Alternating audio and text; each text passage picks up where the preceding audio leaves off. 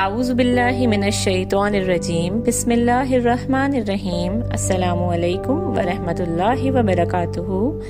آج کی حدیث کا موضوع ہے ہر نفع و نقصان اللہ پاک کے ہاتھ میں ہے، اور یہ روایت ہے الترمذی سے۔ حضرت عبداللہ بن عباس رضی اللہ تعالیٰ عنہ سے روایت ہے کہ ایک دن میں رسول اللہ صلی اللہ علیہ وآلہ وسلم کی سواری پر آپ صلی اللہ علیہ وآلہ وسلم کے پیچھے بیٹھا ہوا تھا کہ اس وقت آپ صلی اللہ علیہ وآلہ وسلم نے فرمایا، اے لڑکے، اللہ تعالیٰ کے تمام احکامات کا خیال رکھو، اللہ تعالیٰ تمہارا خیال رکھے گا۔ اللہ کو یاد کرو، اسے اپنے سامنے پاؤ گے۔ جب تم سوال کرو تو اللہ ہی سے سوال کرو، اور جب تم مدد چاہو تو اللہ ہی سے مدد چاہو، اور یہ جان لو اگر تمام مخلوق مل کر بھی تم کو نفع دینا چاہیں تو ہرگز تمہیں نفع نہیں پہنچا سکیں گی، علاوہ صرف اس چیز کے جو اللہ تعالیٰ نے تمہارے مقدر میں لکھ دیا ہے۔ اور اگر وہ متفق ہو جائیں اس بات پر کہ تم کو کسی قسم کا نقصان پہنچائیں تو وہ ایسا نہیں کر سکتے، علاوہ صرف اس چیز کے جو اللہ تعالیٰ نے تمہارے مقدر میں رکھ دیا۔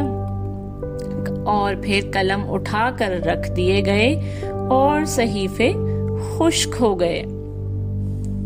حدیث کا مفہوم یہ ہے کہ انسان کو اسباب کے ساتھ ساتھ حکمت عملی کے ساتھ ساتھ اس بات کا پوری طرح سے یقین ہونا چاہیے کہ ہر اچھائی اور ہر برائی، ہر طرح کا شر اور خیر انسان کی تقدیر میں اللہ تعالیٰ کی طرف سے ہے، اور ہر چیز پہ قدرت رکھنے والا صرف اور صرف اللہ تعالیٰ ہے۔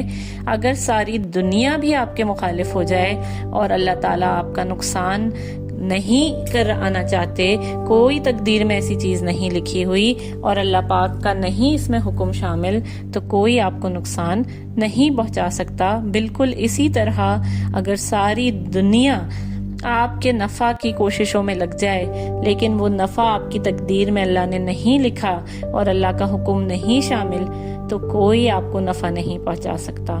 لہٰذا توکل علی اللہ کرنا انسان کے لیے ضروری اور اس کے ایمان کا حصہ ہے۔ جزاک اللہ خیرا کثیرا۔